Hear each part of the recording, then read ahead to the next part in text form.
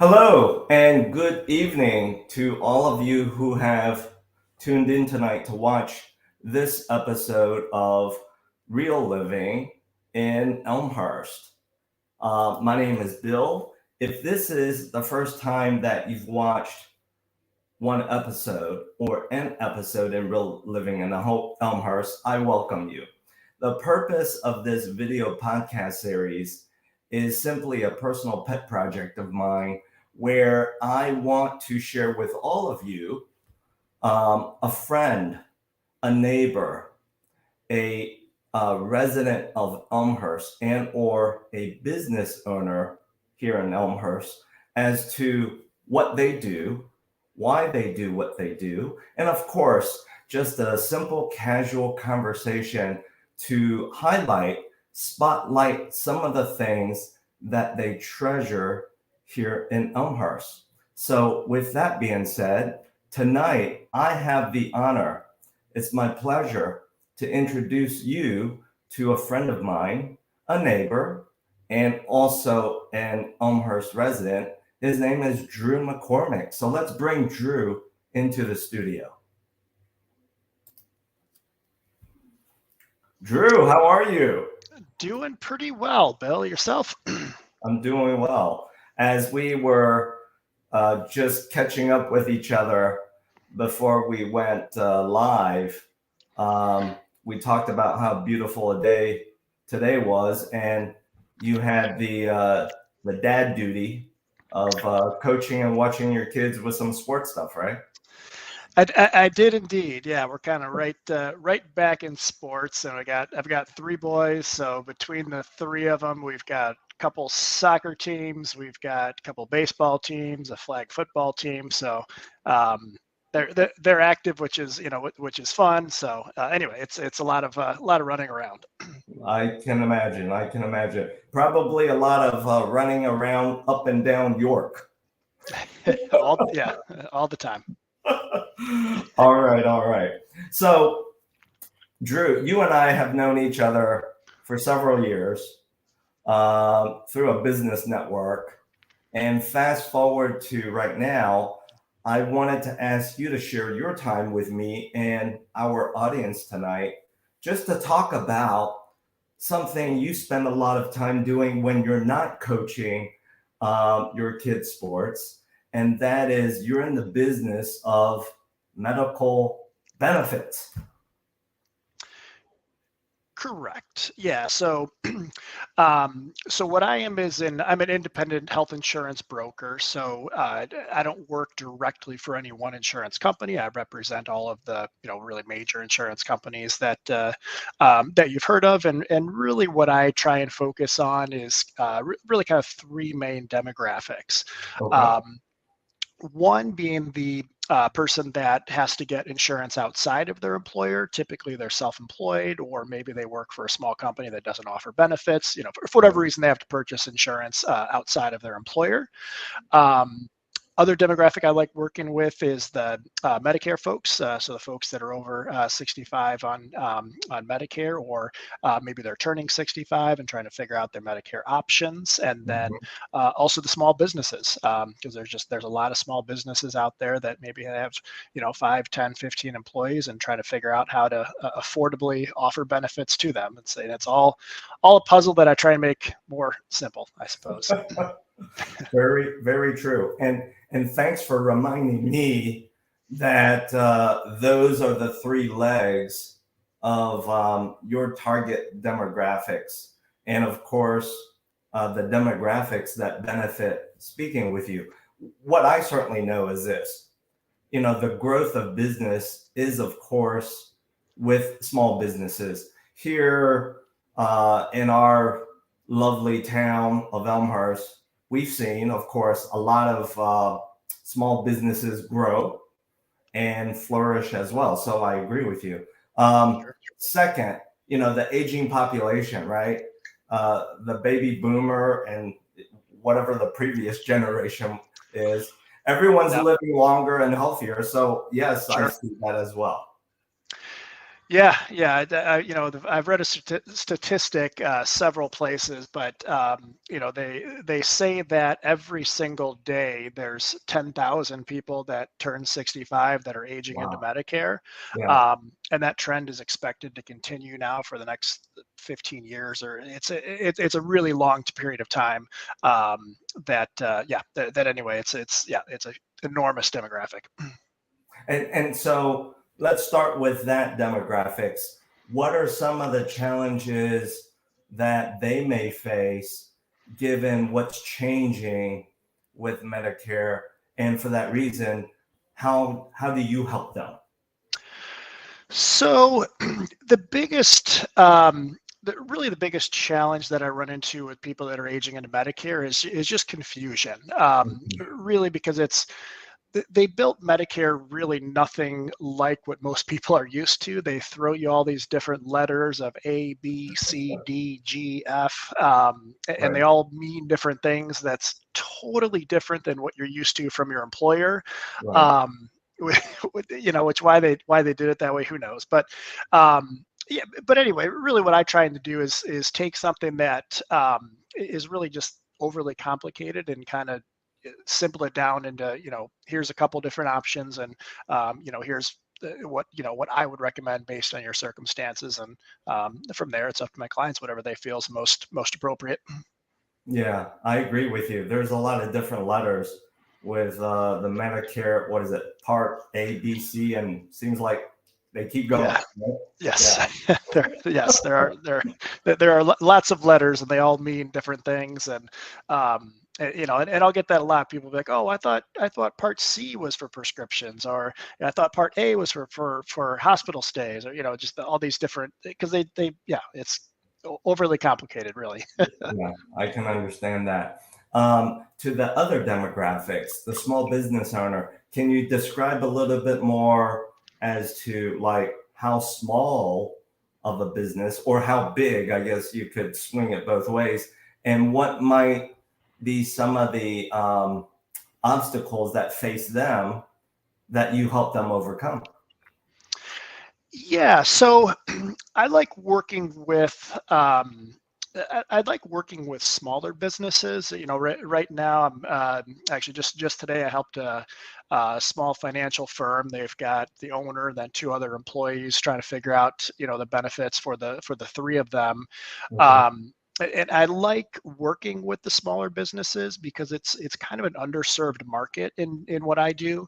Um, most people that are brokers like myself that want to focus on businesses want to focus on the larger businesses, and Mhm. find a 500 person group and a 1,000 person group, which don't get me wrong, I would love to find those as well, but there's very few people that are helping the smaller businesses, and those in my mind are really the ones that kind of need the most help, because they generally don't have a dedicated HR person to go out and figure this out. It's I'm generally dealing with the owner of the business. Right. So just that is that it's really an underserved market, at least in group benefits space. Yeah, I can see that. And then you mentioned the self-employed. Can you give some examples of who kind of fall and fit into that profile for you? Yeah, so um, eh, most of the people that I work with are going to be either, maybe they own a business, but they're not necessarily interested in offering insurance to their employees, because Okay. for a small business, it's kind of up to them whether they, choose to offer insurance to their employees or not. Mhm. So it's generally the owner that, typically, might not want to offer insurance to their employees, or maybe they're just part-time employees, or they're like a solo entrepreneur, like a realtor, for example, someone that's a Right. 1099, type of role where they kind of work for an organization, but at the same time they're independent. Right. Um, That's kind of a, in kind of that self-employed demographic, just because, or actually the other type of person I like working with is, they're at a corporate job with benefits, but they've been thinking about going self-employed. But, one Right. piece that they're trying to figure out Right. is what's it going to cost me to insure myself once I leave this corporate job. So that's also a demographic I love working with, because I just generally like encouraging people to do something, for themselves. Right. And leaving your job to buy your own health insurance it's a different animal when you have to purchase it on your own. So Yeah. that's another demographic I really like working with, is the person that's, they're teetering on the idea of starting a business, but they really need to figure out benefits before they do so. Yeah. And to what you just described, I see a lot of growth with that as well, especially um, the very veteran um, middle manager executive, where, just like you said, it's maybe not that of they're contemplating going to, self-employment. Maybe they're choosing to because they're able to control their own destiny. Sure.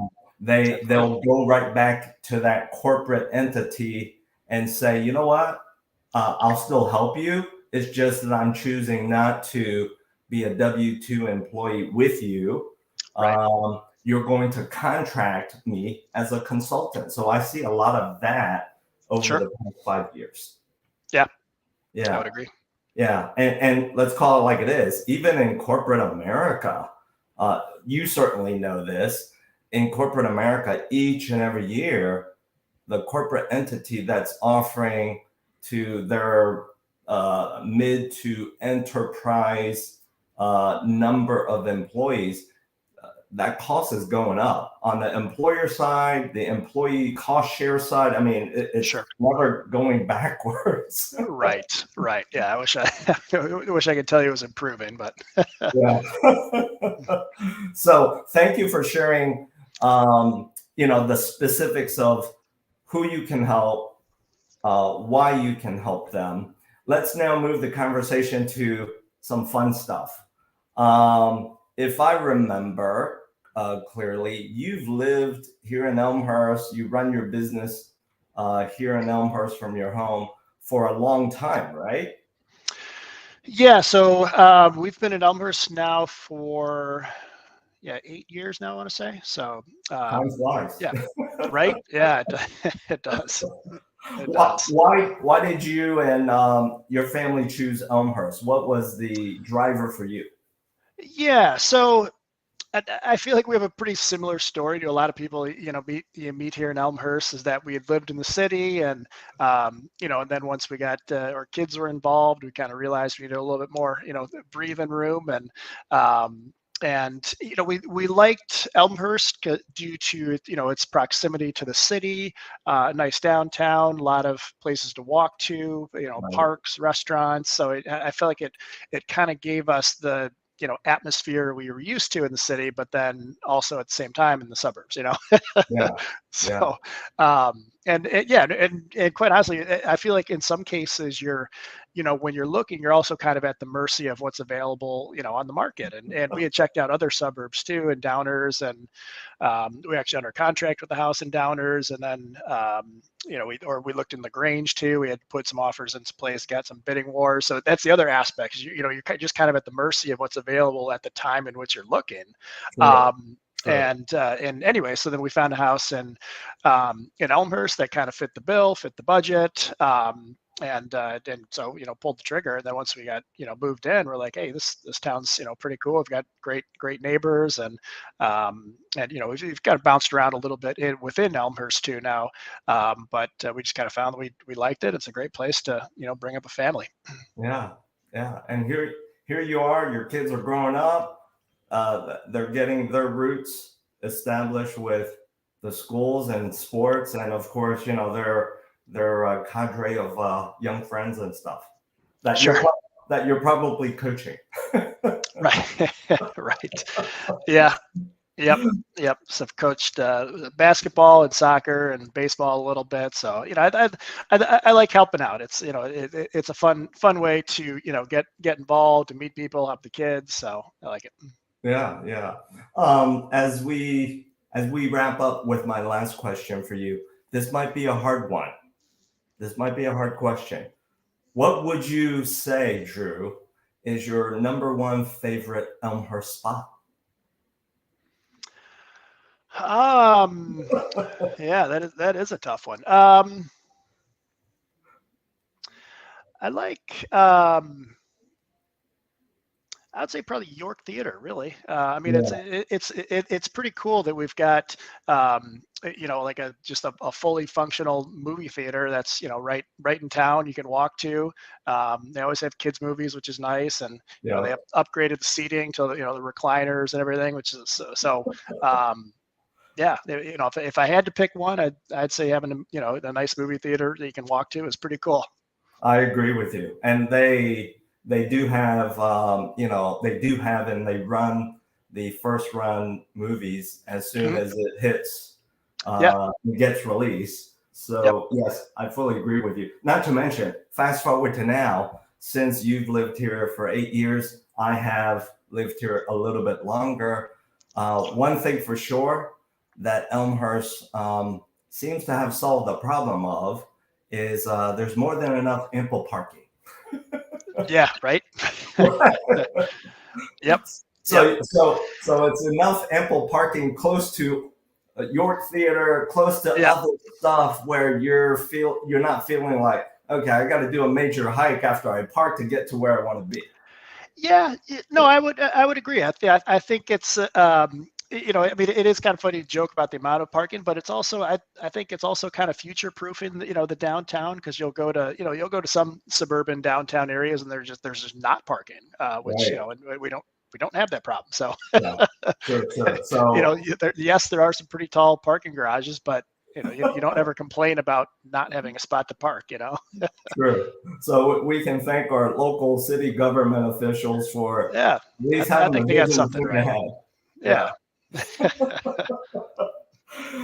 So, Drew, as we wrap up tonight, and for all of you watching, as Drew has shared with you, at least the three demographics of clients that will need to have a conversation with Drew, and of course can benefit from his help, I piggyback on that as well. So when and if you know someone who's either a self-employed professional, a small business owner, when and if those relationships who you know are thinking of moving into Elmhurst, moving within Elmhurst like Drew has done, or maybe on the other side, they're moving out of Elmhurst for their next chapter, for downsizing, or whatever the case is.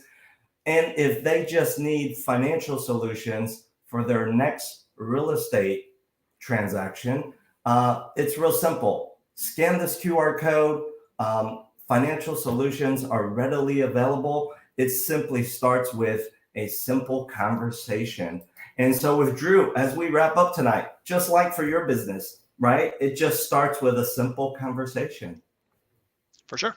Yeah. Yep. So thank you for sharing your time with me. I'm glad that I can share with many others who I know who may be watching tonight's episode a little bit about what you do as a friend, neighbor, and another Elmhurst resident. Yeah, thank you. Thanks for thanks for having me on. This is fun. You're very welcome. And I look forward to seeing you going up and down York, because most of the time I'm doing the same thing. I'll be there.